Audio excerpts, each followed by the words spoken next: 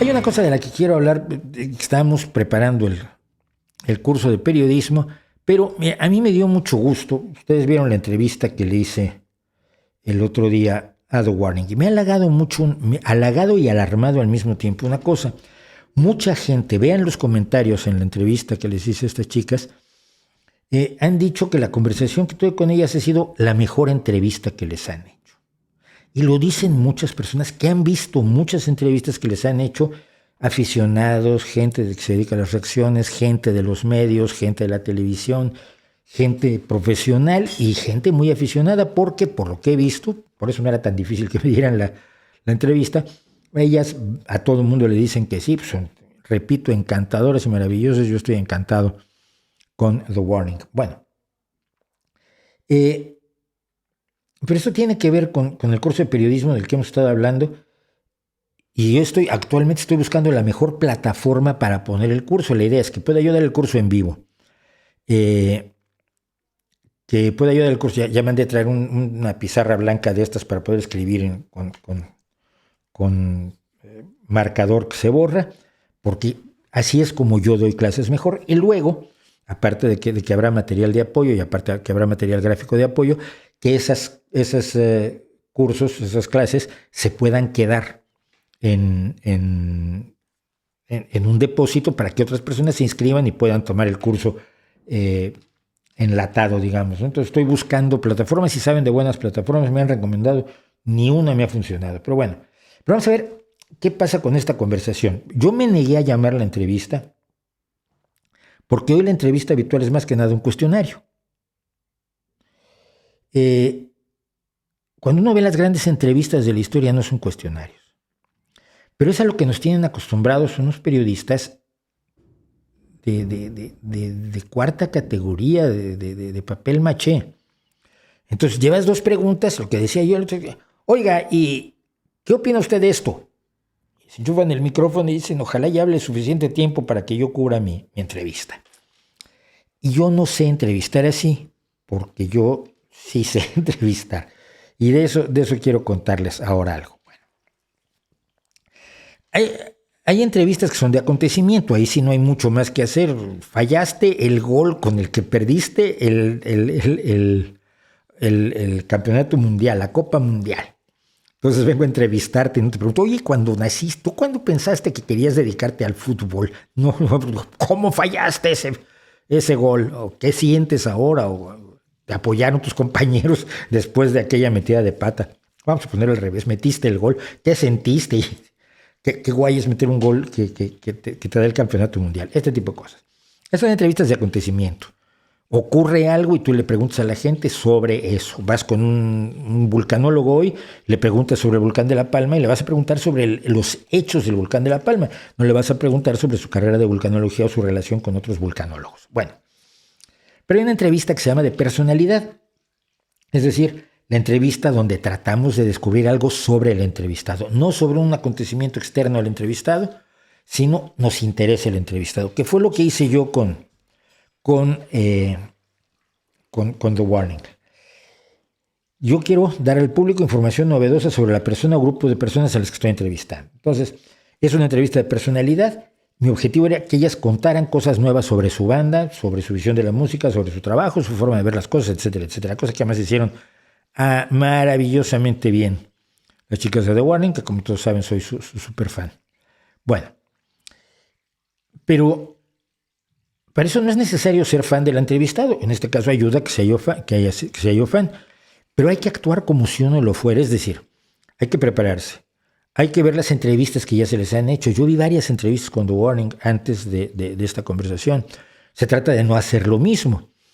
Yo tuve un jefe con graves problemas, un hombre profundamente de derecha, que era Enrique Lubet Jr., por el que quiero entrañablemente, ya murió. Y me acuerdo cuando él fue a entrevistar a Borges, y a Borges todo el mundo le quería hablar de política, y Borges estaba hasta el gorro de hablar de política, porque no era lo suyo. Era un hombre que vivía en un mundo peculiar. Y entonces lo primero que hizo al llegar Enrique fue, señor Borges, y si mejor... ¿Qué le parece si hoy hablamos de literatura? Y bueno, es que se le iluminó la cara a Borges. Vamos a poder hablar de lo que me gusta y de lo que más sé. La entrevista de Enrique Lubet a Borges es legendaria, por cierto.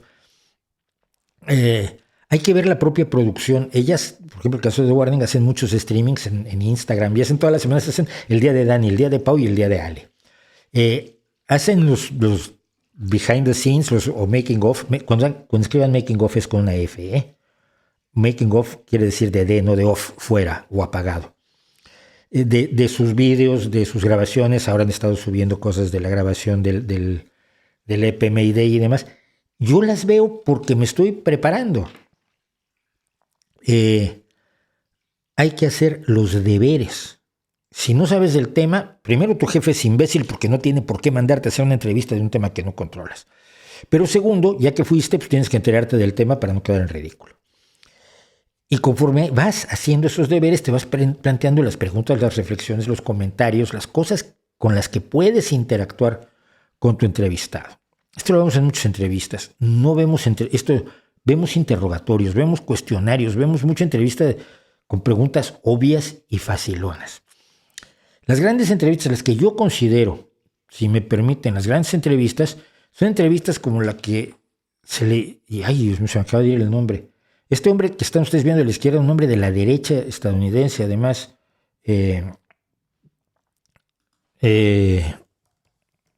y teórico de la derecha estadounidense. A ver si me acuerdo. William F. Buckley Jr., sí. William F. Buckley Jr. está ahí con Borges. Es una entrevista maravillosa, pero William F. Buckley se ha leído tantos libros como Borges y eso es útil. A la derecha tenemos la entrevista que le hizo David Frost a Richard Nixon, donde prácticamente Nixon confesó las barbaridades del caso Watergate, y la de abajo la he mencionado muchas veces, me sigue pareciendo una de las grandes entrevistas de la historia, es la de Barbara Walters a Fidel Castro en 1977. Esta es gente que hace su tarea, que aprende a entrevistar, y yo en el curso de periodismo quiero contar cómo se entrevista correctamente, porque lo que vemos hoy es esto. Vemos a Jordi Évole entrevistando a Bosé, entrevistando a Miguel Bosé, para que Bosé suelte todas sus chorradas y el otro no le diga ni te equivocas, ni estás mal, ni no hagas eso, ni estás matando gente. O abajo, un ejemplo que a mí me ha destruido, me ha derrotado moralmente. Cardi B entrevistando a Bernie Sanders. A ver. Voy a recordar un poco de la obra lírica de Cardi B para centrarnos por qué a un hombre que es candidato presidencial, bueno, en ese momento era precandidato presidencial en los Estados Unidos, no es la persona indicada para entrevistarlo y lograr que otras personas se enteren de qué rayos está proponiendo Bernie Sanders. Es una entrevista muy populista. Pero veamos algo de la lírica de Cardi B. That ass. She bad. Gucci bag, Fendi bag, Prada bag, Louis bag, Gucci bag. Que se traduce de la siguiente manera: ese culo. Ella es mala. Bolsa de Gucci, bolsa de Fendi, bolsa de Prada, bolsa de Louis, bolsa de Gucci. Poesía del siglo XXI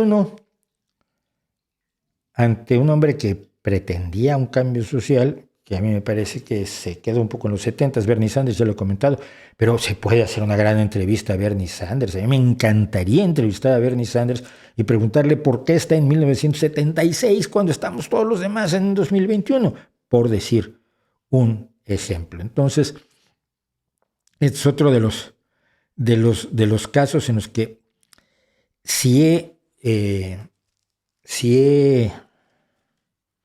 querido proponerme el curso de periodismo, porque creo que mucha gente puede aprender de esto, incluso periodistas. No sé qué se está llevando.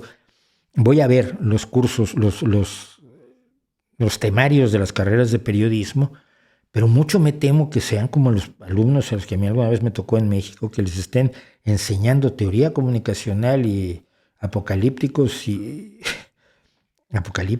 qué era, integrados de Humberto Eco, que es muy importante, están aprendiendo mucha semiótica, mucha semiología y mucha teoría de la comunicación, pero no han aprendido a hacer una nota corta. Y eso me parece muy preocupante. Casi estamos a tiempo, aunque ya hay cosas que no vamos a poder ver. Por ejemplo, hay un estreno que ya no vamos a hacer.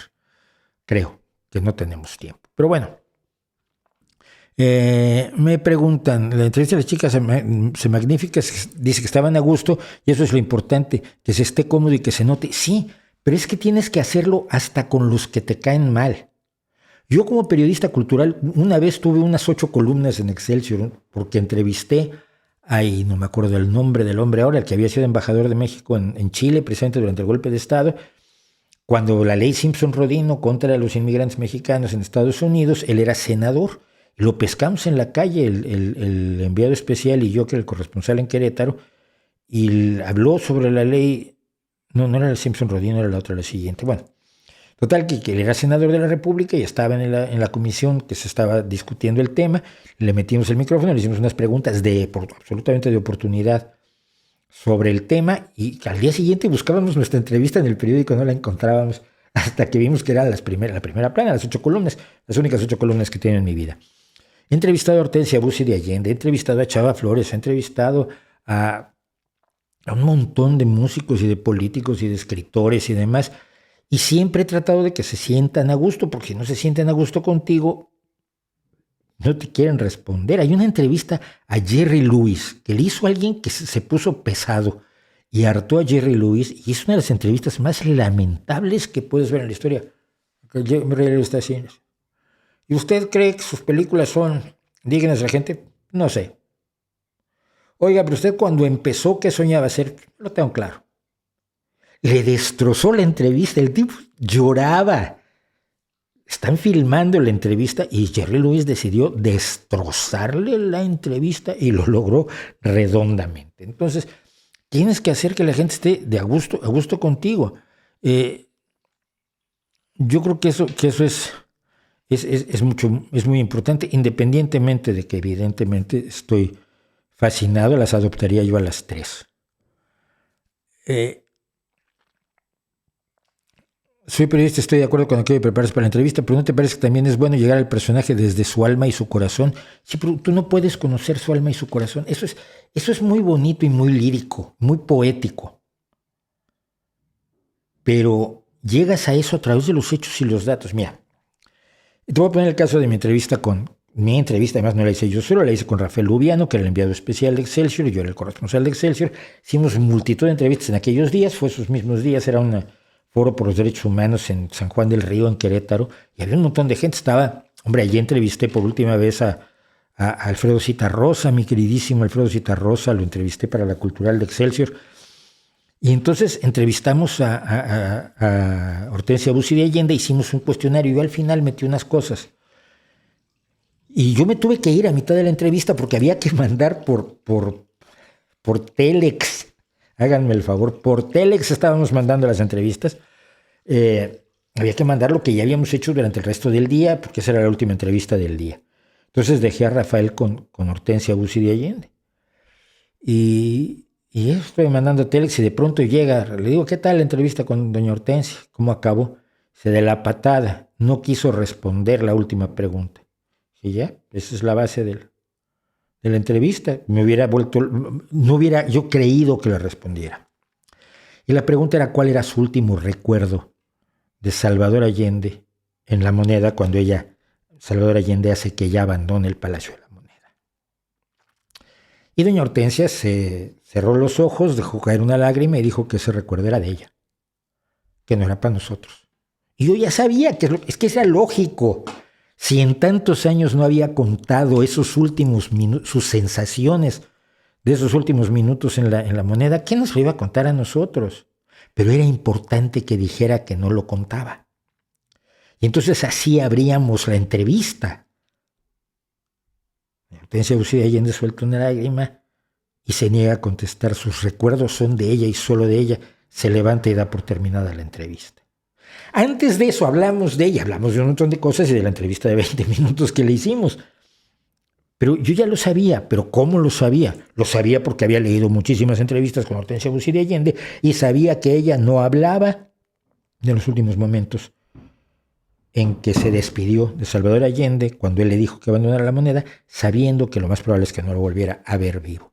Así es como se llega al corazón de la gente, con los datos, sabiendo cosas que los tocan, como en el caso de Borges y Enrique Lubeck Jr., o la forma en que Bárbara Walters llegó, Dios mío, no sé por qué tengo a estos pudiendo tener a estos, que Bárbara Walters llegó a Fidel Castro. Fidel Castro le mandó una foto de él, pues claro, es un hombre ligeramente narcisista. Le mandó una foto de él en recuerdo de la entrevista más difícil que he dado en mi vida, porque ya lo hizo pedazos durante 5 horas de entrevista. Es memorable, está en YouTube, hay grandes partes en YouTube, véanlas ustedes por favor. Un libro que mencioné un día sobre economía socialdemócrata, ¿cómo se llamaba y quién es su autor? No me acuerdo, se llama La economía socialdemócrata, su autor es Francisco Blanco, Pachi Blanco, un compañero de aquí del PSOE de Asturias, por cierto. Está al borde del llanto después de tan maravillosa interpretación de la canción de Cardi B. No es una canción, es un rap. El rap no se canta. Leandro Benedetto, Borges era tartamudo y gangoso. No me imagino con él haciendo entrevista en inglés. Ve la entrevista con Buckley. Es maravillosa. Es que es maravillosa. Y Borges no tartamudea ni una sola vez en inglés. Quizás tartamudeaba para despistarlos. Porque Borges los despistaba constantemente. Borges se rió de usted, se rió de todos nosotros tanto, es adorable. ¿Estás en algún programa de radio? No estoy en un programa de radio. Estaba yo los miércoles en uno aquí en Asturias, pero bueno, pues, cumplió su ciclo y ya. Lo que más me gusta es la radio. Esto lo he dicho 1 y 1000 veces, lo voy a repetir tantas veces, sea necesario. La radio es mi gran amor de la comunicación. Y si pudiera yo hacer radio nocturna de 12 de la noche a 3 de la mañana todos los días poniendo la música que yo quiero, sería feliz por el resto de mi vida. De momento, pues no lo puedo hacer. Me acuerdo de la entrevista de Zabludovsky a Dalí, terrible. Bueno, Zabludovsky como entrevistador era espectacularmente malo. Y su hijo, con su hijo me peleé maravillosamente. Último minuto. Cuando yo dirigía el periódico de la escuela, del bachillerato en el que estábamos, Abraham Zabludovsky estaba un año abajo de mí. Su hermano Jorge era mi amigo, estaba en la misma clase que yo. Pero entonces, Abraham Zabludovsky escribió un artículo tratando de que no se lo publicáramos, diciendo que el periódico escolar era una barbaridad, era una estupidez, era una basura. Y que lo que teníamos que hacer era tener credenciales de prensa y una formación más seria. Todo eso lo hacíamos en mimeógrafo. Si usted no sabe lo que es un mimeógrafo, en el corte que vamos a tener ahora, vaya usted a Google y vea lo que es un mimeógrafo. En eso hacíamos el periódico escolar. Y entonces, y el director pues, era tonto del bote, y ese era yo. Pues hasta lo comenté con Jorge, digo, tu hermano, esto, ¿sabes para qué no lo publiques? Pues lo voy a publicar. Y lo publiqué en el periódico de la escuela con nuestra respuesta abajo. Me quería pegar. Nunca me volví a dirigir la palabra a Abraham Zabludovsky.